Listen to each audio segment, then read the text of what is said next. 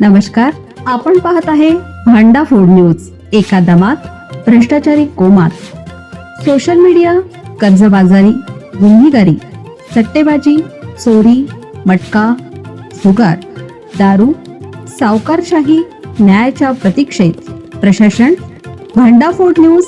एका दमात भ्रष्टाचारी कोमात. महसूल सेविकेचा सुनेनेच केला खून. अनैतिक संबंधात अडथळा ठरत असल्यानं प्रियकराच्या मदतीनं काटा काढला. नांदेड जिल्ह्यात एक धक्कादायक घटना उघडकीस आली. अनैतिक संबंधात अडथळा ठरत असलेल्या सासूचा सुनेनं प्रियकराच्या मदतीनं खून केला. नांदेड जिल्ह्यातील हदगाव शहरात ही घटना घडली.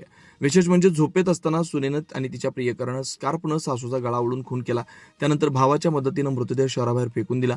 पोलिसांनी सीसीटीव्ही आणि मोबाईल लोकेशनच्या मदतीनं हत्या प्रकरणाचा छडा लावला. या प्रकरणी पोलिसांनी सुनेसह 8 वर्षांनी छोटा असलेला प्रियकर आणि अन्य दोघांना ताब्यात घेतलंय. कमलाबाई क्षीरसागर वय 54 असं हत्या करण्यात आलेल्या महिलेचं नाव आहे. अधिकची माहिती अशी की कमलाबाई क्षीरसागर या हदगाव शहरातील गौतम नगर येथील रहिवासी असून हदगाव तहसील कार्यालयात शिपाईपदी कार्यरत होत्या. कमलाबाई यांना एकुलता एक मुलगा होता. त्याला दारूचं व्यसन होतं. या दारूमुळे त्याचं लिव्हर खराब झाल्यानं त्याचा 2 महिन्यापूर्वी मृत्यू झाला होता.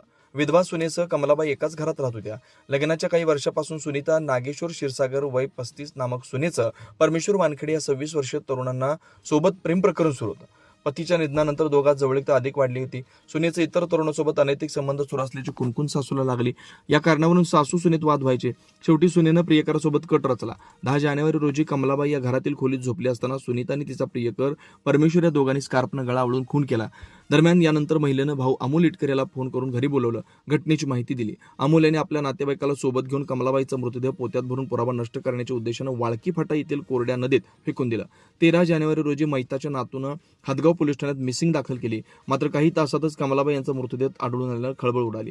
पोलिसांनी तपासाची चक्र फिरवली. सीसीटीव्ही आणि मोबाईल लोकेशन तपासले असता घटनेच्या 13 दिवसानंतर धक्कादायक बाब समोर आली. अनैतिक संबंधाला अडथळा ठरत असल्यानं सुनेनं प्रियकराच्या मदतीनं सासूचा खून केल्याचं निष्पन्न झालं. हदगाव पोलिसांनी सुनीता क्षीरसागर, परमेश्वर वानखेडे, अमोल इटकरे, अक्षय कदम या 4 आरोपींना ताब्यात घेऊन त्यांच्या विरोधात खुनाचा गुन्हा दाखल केला. अधिक तपास सहाय्यक पोलीस निरीक्षक संकेत दिघे करतायत. 4ही आरोपींना न्यायालयानं 28 जानेवारीपर्यंत पोलीस कोठडी सुनावली.